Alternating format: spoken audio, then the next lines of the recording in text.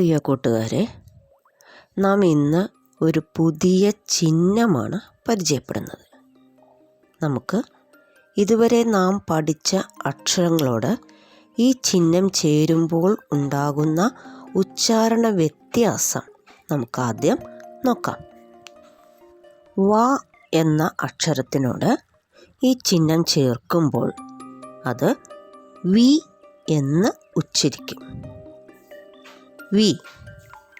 അതുപോലെ പ എന്ന അക്ഷരത്തിനോട് ഈ ചിഹ്നം ചേരുമ്പോൾ അത് പി എന്നാണ് നാം ഉച്ചരിക്കുക. അതുപോലെ മറ്റക്ഷരങ്ങൾ നോക്കൂ. ഡ, ഡി, ത, തി, ന, നി, ക, കി, ള, ളി. ഇനി നമുക്ക് കുറച്ച് വാക്കുകൾ പരിചയപ്പെടാം. പ, ഡി, പടി. ക, ഡി, കടി. ത, ഡി, തടി. അ, ഡി, അടി. മ, ഡി, മടി. വ, ഡി, വടി. ന, ഡി, നടി. ആ, ഡി, ആടി.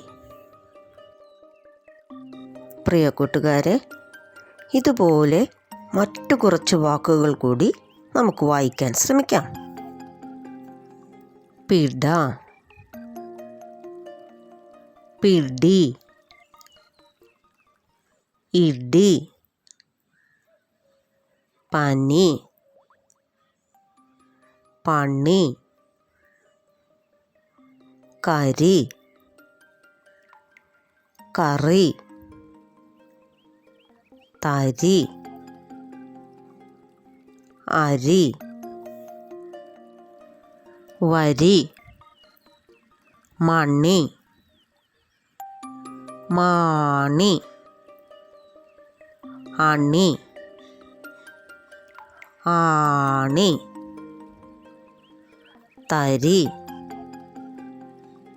തിര, തിരി,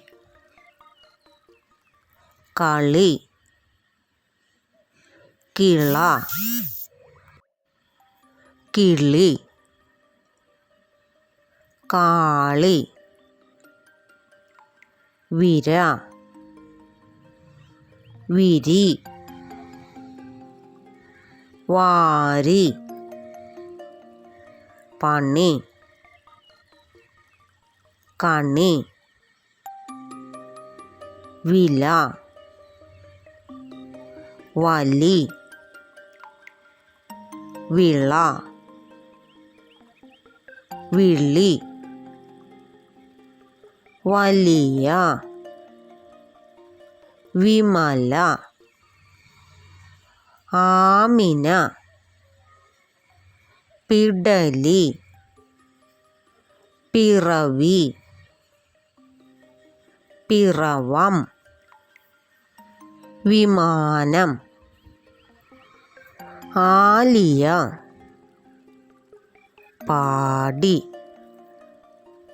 വാടി.